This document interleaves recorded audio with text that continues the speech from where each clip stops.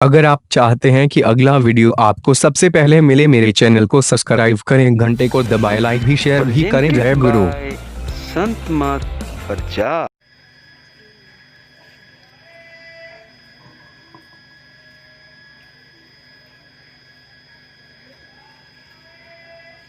एक बार हम लोग बुलंदशहर में परमाराध्य गुरु महाराज जी की जय ध्वनि करें। श्री सद्गुरु महाराज की जय। श्री सद्गुरु महाराज की जय। श्री सद्गुरु महाराज की जय। मंगल मूर्ति सद्गुरु मिलवै सर्वाधार।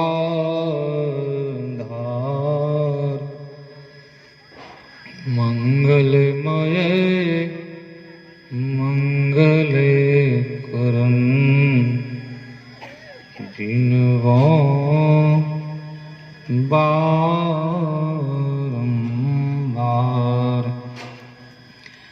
मेरा मुझ में कुछ नहीं, जो कुछ है प्रभु तो तेरा तुझको सौंपता।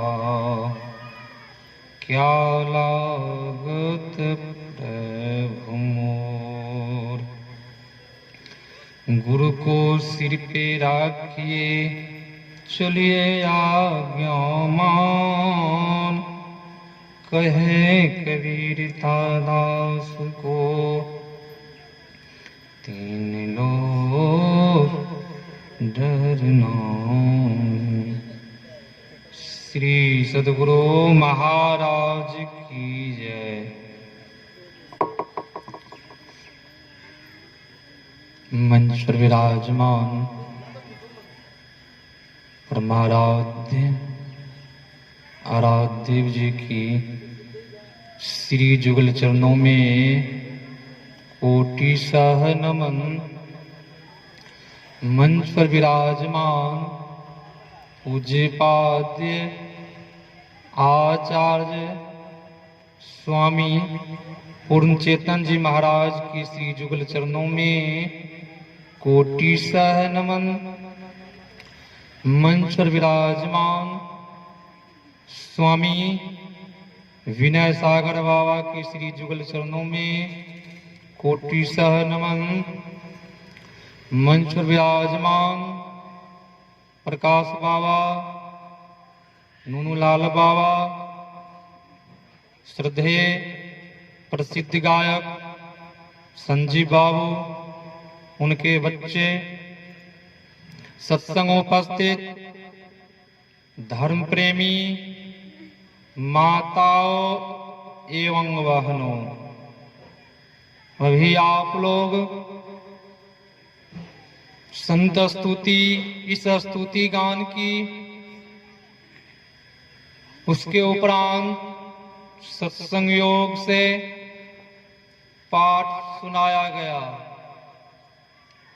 पाठ में हम लोग श्रवण किए सत्संग की महिमा।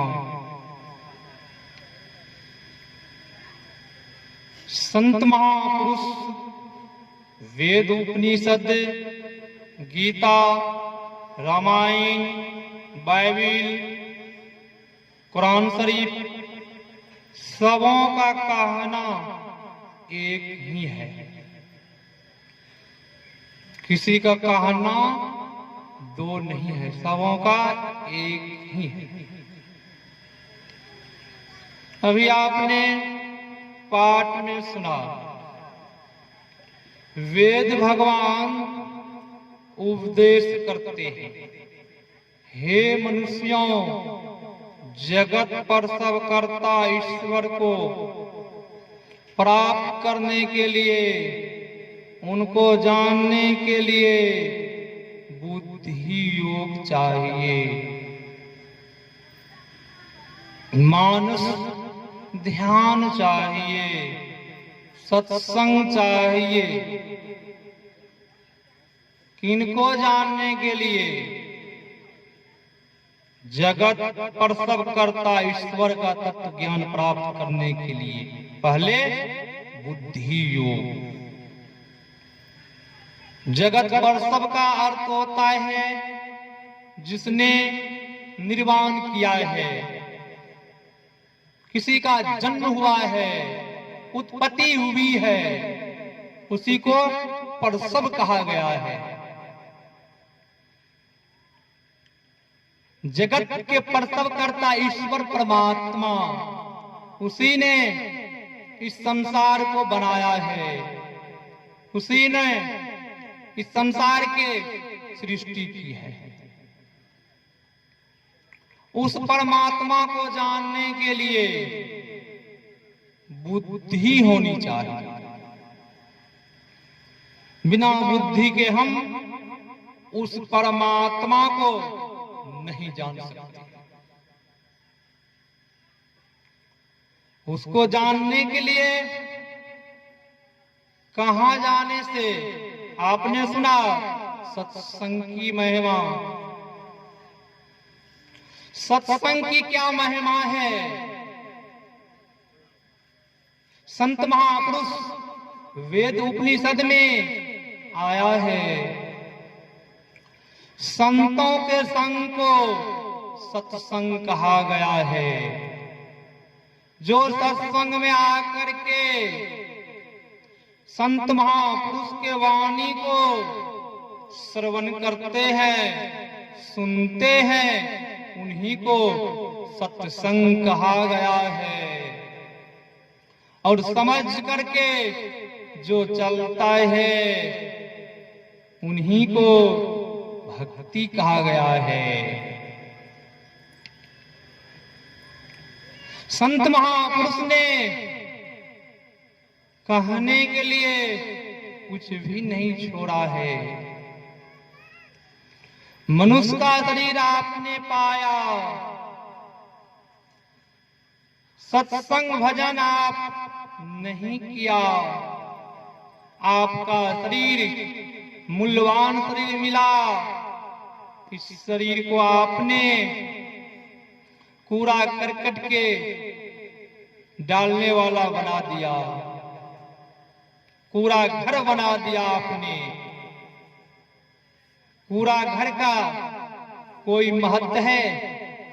उसमें कचरा कूड़ा डालता है, उनका कोई महत्व नहीं है। इसलिए संत महापुरुष ने कहा ये मनुष्य का शरीर मिला है, मूल्यवान शरीर है।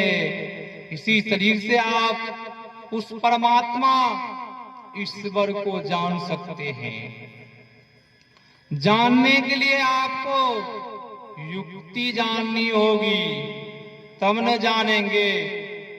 कहीं आप सफर करते हैं, ट्रेन से सफर करते हैं तो टिकट बनाते हैं, टिकट लेकर के जहां के टिकट बनाते हैं, पुनः गाड़ी पर बैठते हैं, गाड़ी खुलती है स्टेशन से, क्रम ब क्रम स्टेशन पहुंचता है और जहां उतरना होता है वहां हम उतर जाते हैं। आपने गाड़ी में बैठ गए, टिकट नहीं लिए, कहां जाना है आपको मालूम नहीं है। जनों, गाड़ी में तो बैठ गए, आपको कहां जाना है पता नहीं है। फिर घूमते फिरते जहां से आप बैठे जिस स्टेशन से फिर वहीं पहुंच जाएंगे। इसीलिए आपको संत मत सिखलाता है। भक्ति करने के लिए आप चाहते हैं तो पहले युक्ति जानिए। बिना जाने कोई काम संसार में आप नहीं कर सकते हैं। कोई काम करने के लिए पहले आपको सीखना पड़ेगा, तब वही काम आप सुलभ से कर लेंगे। आपको पता नहीं है, आप कोई काम करने के लिए चले गए, आपसे वो काम नहीं होगा। संत कबीर साहब ने कह दिया, मैं तो आन पड़ी चोरन के नगरे। कौन सा नगर में आ गए हैं? इस संसार को कबीर साहब जी ने चोर नहीं कहा है, इस शरीर रूपी नगर को चोर कहा है। इस शरीर रूपी संसार में, नगर में कौन कौन चोर है? काम दीवाना, क्रोध है राजा, बसे 2500 चोर। संसार की बात नहीं है, इस शरीर रूपी नगर कहा है।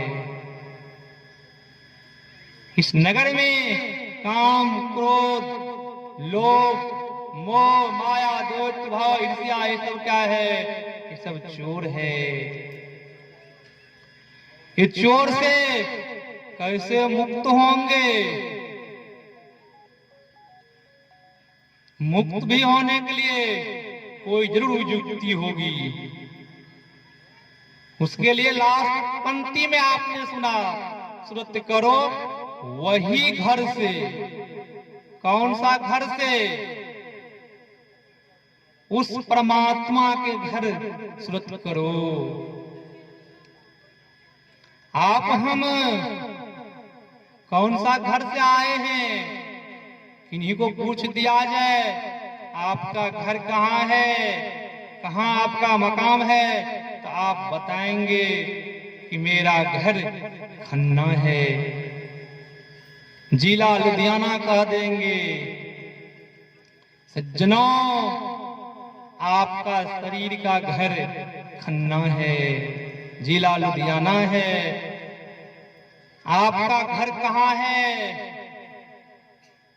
उस घर को आपने भूल गए हैं।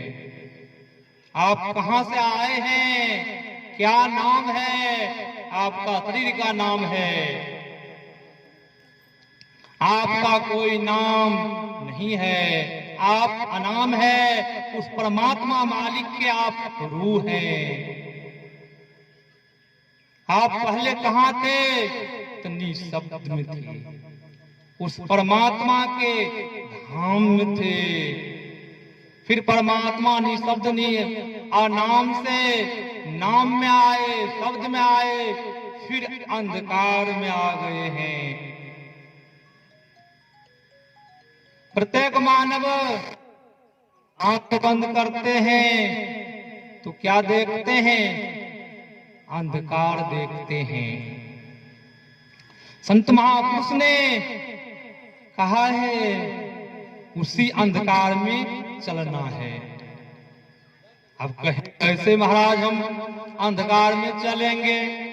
देखने में तो आंख बंद करते हैं, अंधकार लगता है, उसमें कैसे चलेंगे? संत महापुरुष ने कहा, सज्जनों, उस अंधकार में आपको चलना होगा।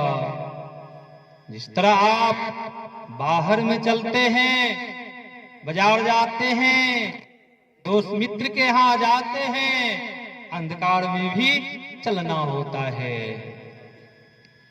देखते हैं आप आंख बंद करते हैं, मन कहाँ कहाँ चला जाता है। मन आप बैठे हैं अपने घर में, मन कहाँ पहुंच जाता है? बाजार पहुंच जाता है, सगे संबंधी के यहाँ, कुटुंब के यहाँ पहुंच जाता है। आप तो बैठे हैं घर में, मन कहाँ कहाँ पहुंचता है। उसी मन को बस करना है। वो मन कैसे बस होगा? मन बस कैसे होगा? मन बहुत चंचल है। उसी मन के बारे में अर्जुन ने भगवान कृष्ण से कहा था, हे केशव, मन को बस करना बहुत कठिन बात है। संसार के सब काम कर लेना सुलभ बात है, कोई कठिनाई नहीं होगी। मन को बस करने में बहुत कठिनाई है, बहुत दिक्कत आती है। मन कैसे बस होगा? कहीं चले जाने से। बहुत तो कहते हैं महाराज शरीर छोड़ देंगे मन बस में हो जाएगा।